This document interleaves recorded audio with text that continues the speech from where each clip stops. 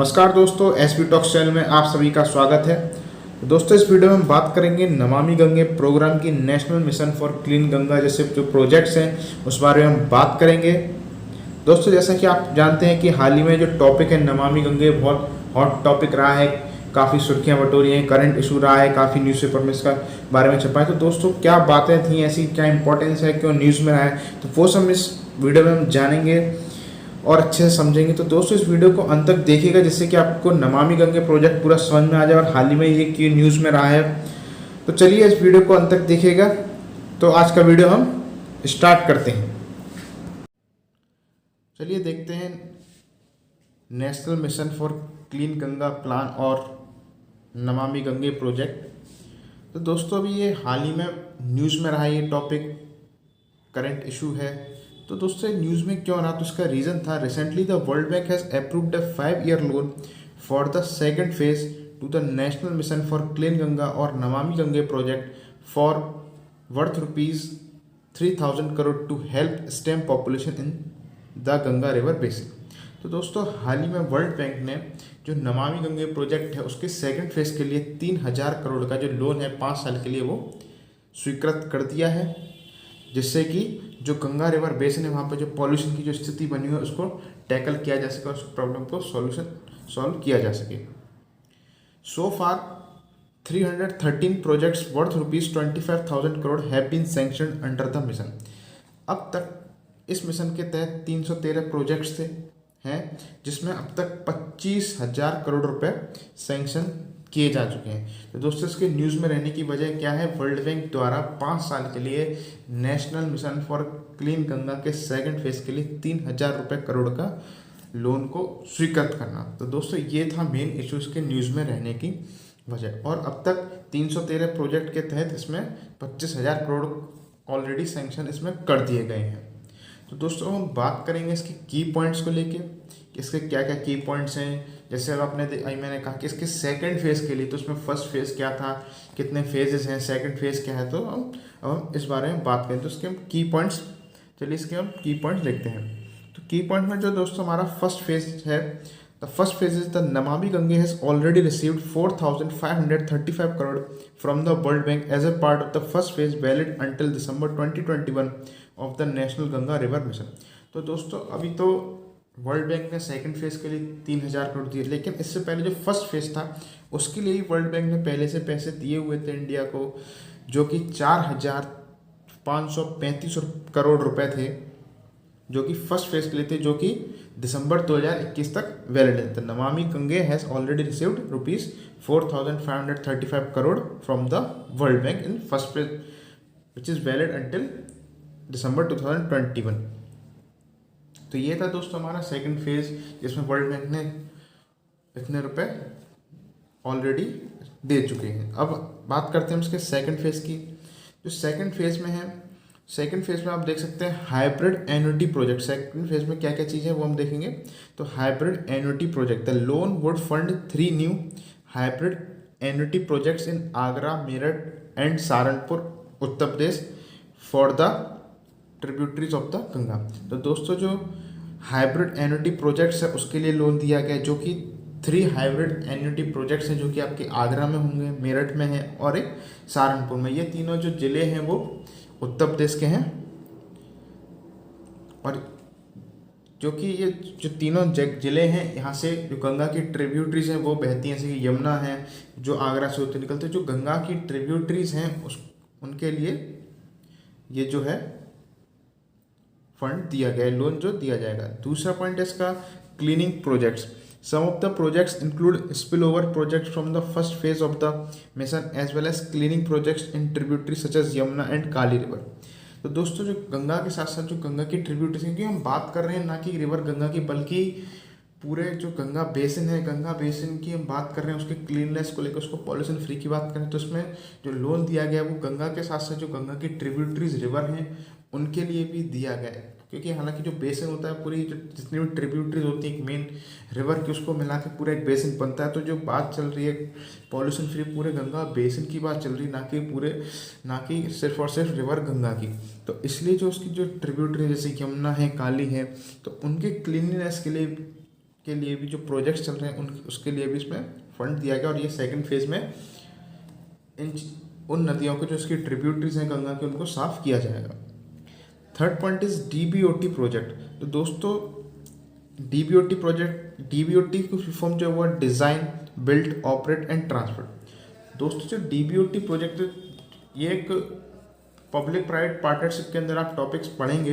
ये कई तरीके के टॉपिक्स होते हैं, कई तरह के प्रोजेक्ट्स आते हैं पब्लिक प्राइवेट पार्टनरशिप के अंदर। तो एक ये टॉपिक, एक ये पार्टनरशिप का फॉर्मेट, एक तरीका है डीबीओटी में हम, जिसमें जो क्या करती है गवर्नमेंट प्राइवेट कंपनीज को दे देती है जो भी कॉन्ट्रैक्ट होती है। तो उसमें जो प्राइवेट कंपनी होती है वो आपको जो भी प्रोजेक्ट होता है उसको डिज़ाइन करती है। एक प्रोजेक्ट हमारा इस तरीके डिज़ाइन होगा, फिर उस डिज़ाइन के बाद उसको बिल्ड किया जाता है। बिल्ड के बाद कुछ सालों के लिए फिर उसको ऑपरेट के लिए दिया जाता है। कुछ साल ना कह के हम ये कह सकते हैं काफ़ी लंबे समय के लिए दिया जाता है, जैसे कि 30 साल, 25 साल, 50 साल, तो काफ़ी लंबे समय के लिए उसको ऑपरेट करने के लिए भी दिया जाता है। फिर जब उसका टाइम पीरियड होता है खत्म होने का, फिर वो गवर्नमेंट को ट्रांसफ़र कर दिया था। तो ये एक तरीके का पब्लिक प्राइवेट पार्टनरशिप प्रोजेक्ट है जिसको डीबीओटी प्रोजेक्ट है। तो इसके तहत ₹1209 crore is provided for the ongoing DBOT project in Buxar, Munger, Begusarai, Bihar. तो दोस्तों अब तक जो भी प्रोजेक्ट चल रहा था कि प्राइवेट कंपनियों को दिया जा चुका है प्रोजेक्ट, उसके लिए अब तक जो है 1209 करोड़ रुपए ट्रांसफ़र कर दिए गए, सैंक्शन कर दिया गया इस प्रोजेक्ट में, जो कि बिहार के बक्सर, मुंगेर और बेगूसराय ज़िले में चल रहे हैं। इसके साथ साथ जो इसके अदर इनिशिएटिव उनकी भी बात कर लेते हैं। It would include institutional development, improving investment, resilience to कोविड-19 like emergency situation, performance based incentive for urban local bodies and communication and management programme.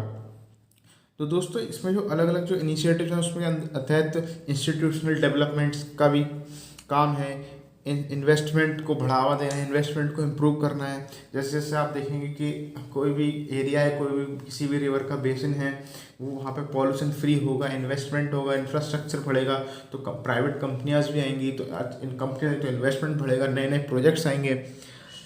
और उसके साथ साथ जो आज जो सिचुएशन बनी हुई है कोरोना वायरस को लेके, जो कोविड-19 जो पेंडेमिक है उसको लेके, इस जैसी इमरजेंसी कंडीशन में भी ये काफ़ी हेल्पफुल होगा कि क्लीननेस काफ़ी इंपॉर्टेंट रहती है इस चीज़ों में। परफॉर्मेंस बेस्ड इंसेंटिव, आप जिस तरीके, हालांकि आपने अभी हाल ही में आपने देखा होगा कि गवर्नमेंट ने परफॉर्मेंस बेस्ड इंसेंटिव्स को लेके काफ़ी बढ़ावा दिया है बैंक्स में, प्राइवेट कंपनीज में। तो इसमें भी आपका परफॉर्मेंस बेस्ड इंसेंटिव को बढ़ावा दिया जाए फॉर अर्बन लोकल बॉडीज़ के लिए, और इसके साथ साथ कम्युनिकेशन मैनेजमेंट प्रोग्राम्स के लिए। तो दोस्तों ये था हमारा फर्स्ट फेज और सेकंड फेज, जो कि इसके की पॉइंट्स थे। तो दोस्तों हम बात करते हैं एसोसिएटेड जो इसके चैलेंजेस हैं, क्या क्या चैलेंजेस हैं इसको लेके। तो चैलेंजेस, सबसे बड़ा चैलेंज जो है वो है पॉल्यूशन। जैसे जैसे डेवलपमेंट हो रहा है, पॉल्यूशन भी बढ़ता जा रहा है, पॉपुलेशन इंक्रीज हो रही है, उनकी जो यूज़ है वो नीड्स हैं वो बहुत नीड्स हैं, उसके साथ साथ जो नीड्स का पॉल्यूशन भी काफ़ी बढ़ता जा रहा है। Most of the Ganga is polluted and it is due to presence of 5 state of the river main state, that is Uttarakhand, Uttar Pradesh, Jharkhand, Bihar and West Bengal. तो दोस्तों जैसा कि मैं आपसे कह रहा था कि जैसे जैसे टाइम बढ़ता जा रहा है, डेवलपमेंट बढ़ता जा रहा है, डेवलपमेंट के साथ साथ इन्वेस्टमेंट बहुत हो रहा है।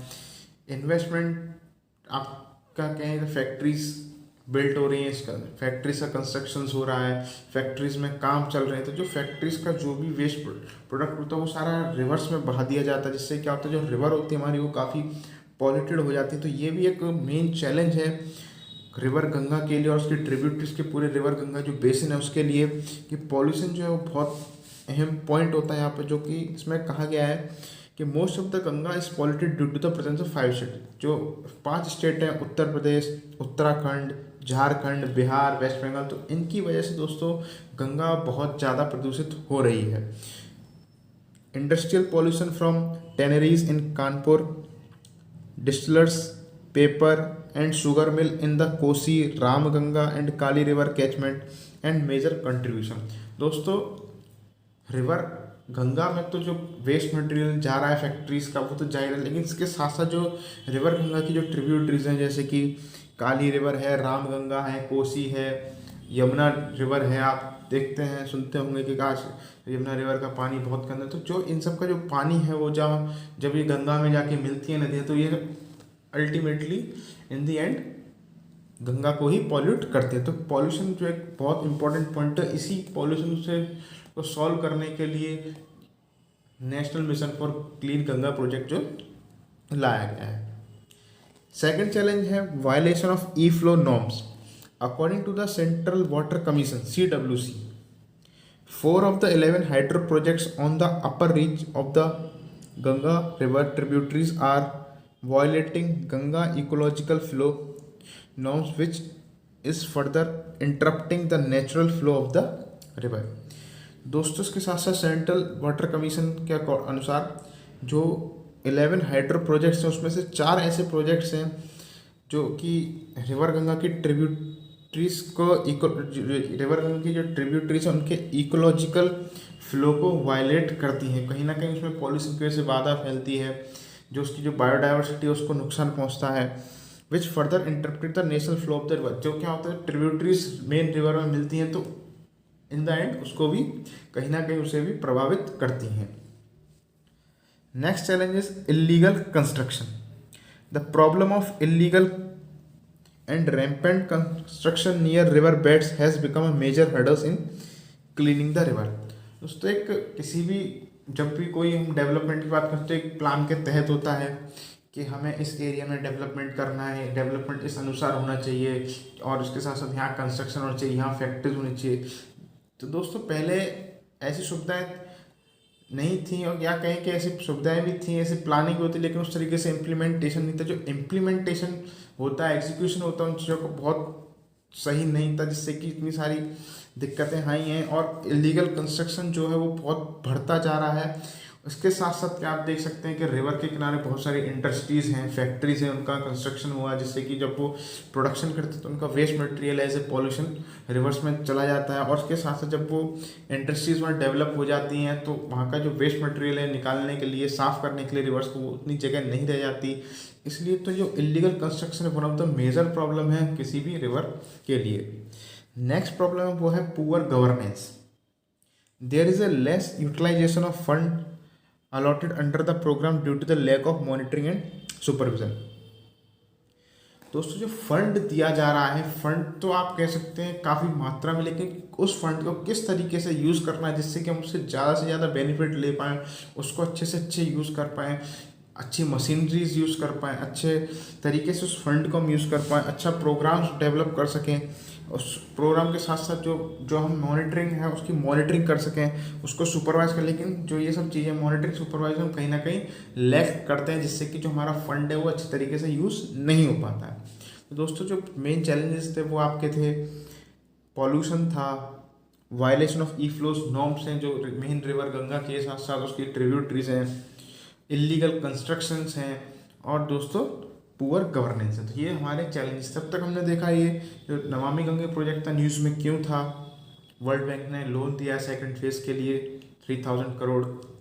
उसके की पॉइंट्स क्या थे, फर्स्ट फेज़ था, सेकंड फेज़ था। फर्स्ट फेज़ में भी वर्ल्ड बैंक ने लोन दिया था, सेकंड फेज़ में भी लोन दिया है।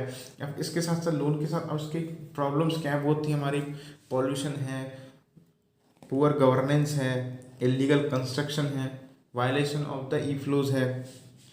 अब दोस्तों हम जानते हैं नमामि गंगे प्रोग्राम है क्या।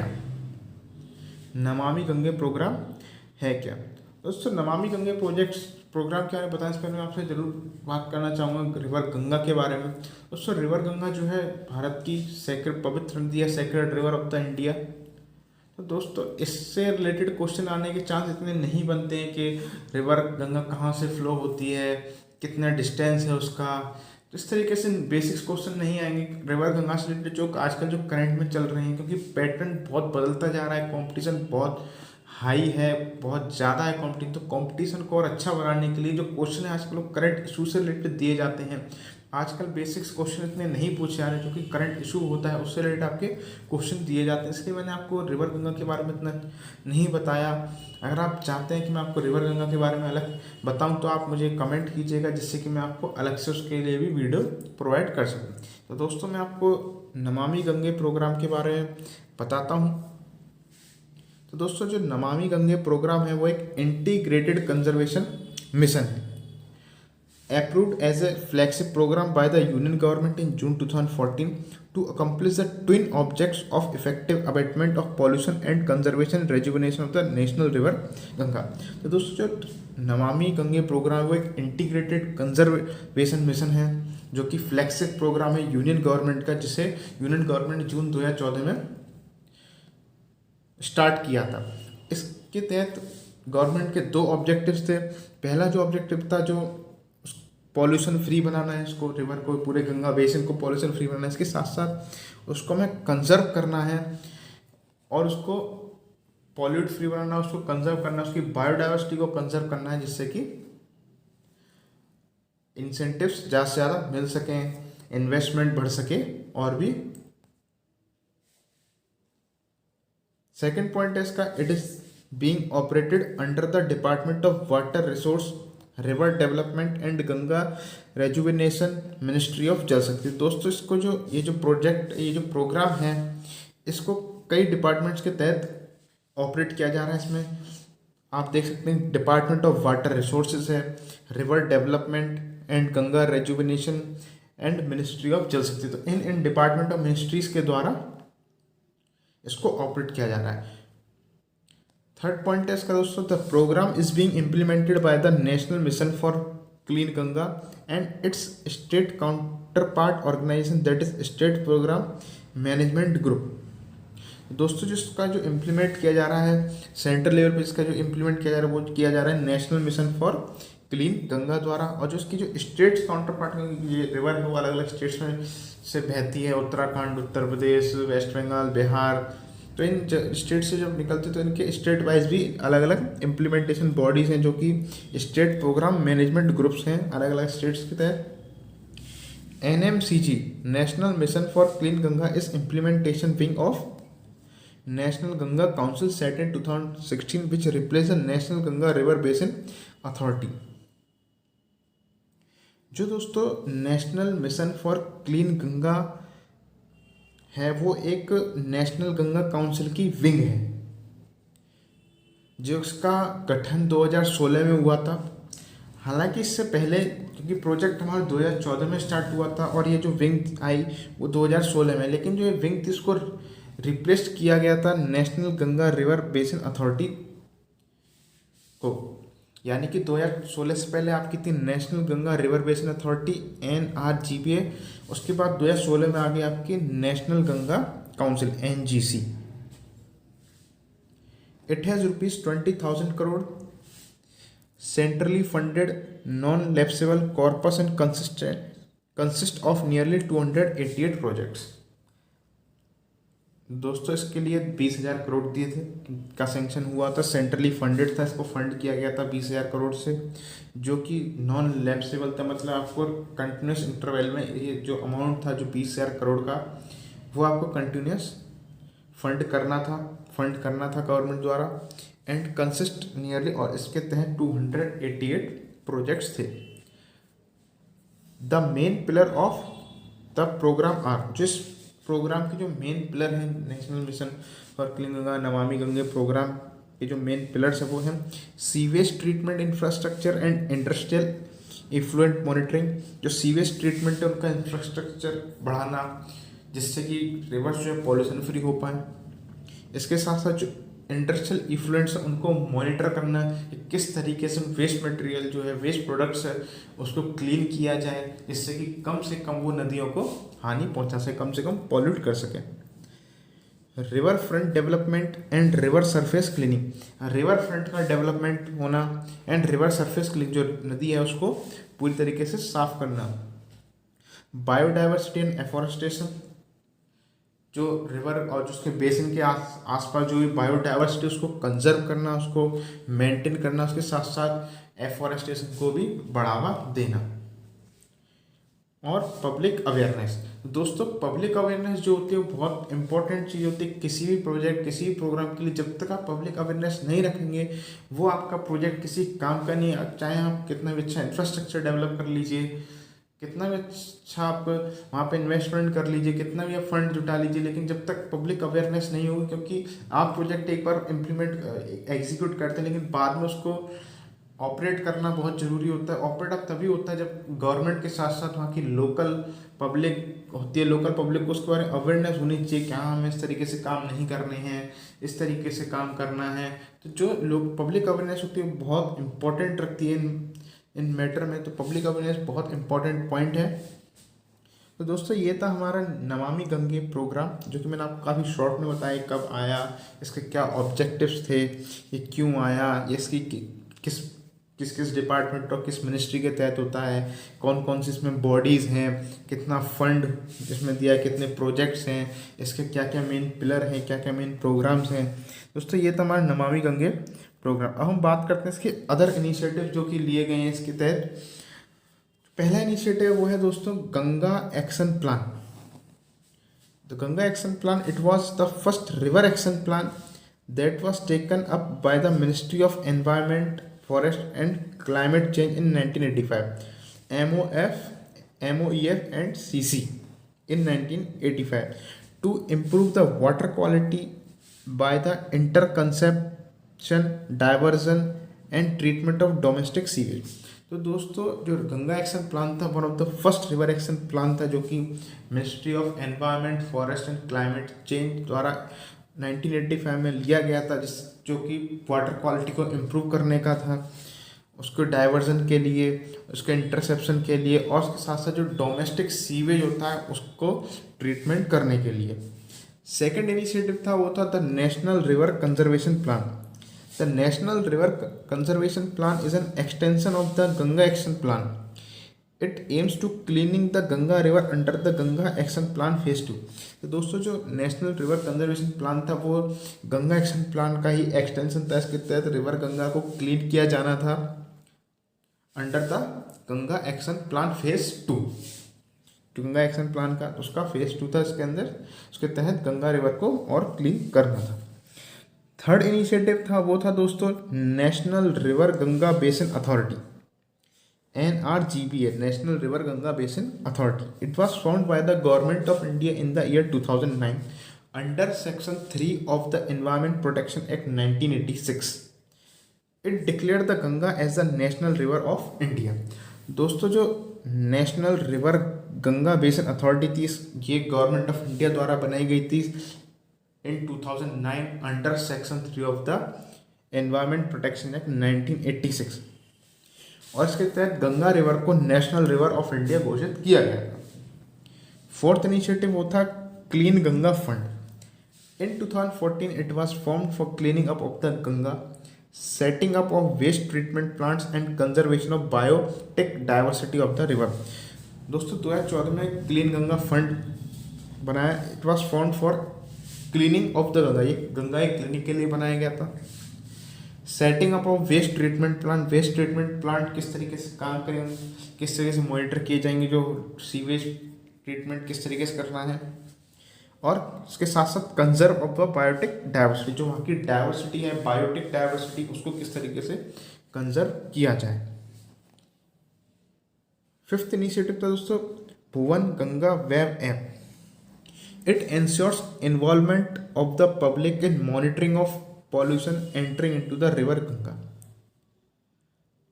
दोस्तों इस ऐप के तहत ये सुनिश्चित किया जाता था कि जो पॉल्यूशन है वो रिवर गंगा में किस तरीके से आएगा, कितना फिल्टर क्लीन किया जाएगा, कितना इसको जो सीवेज ट्रीटमेंट प्लांट है किस तरीके से मॉनिटर किए जाएंगे, जिससे कि जो रिवर है वो कम से कम पॉल्यूटेड हो।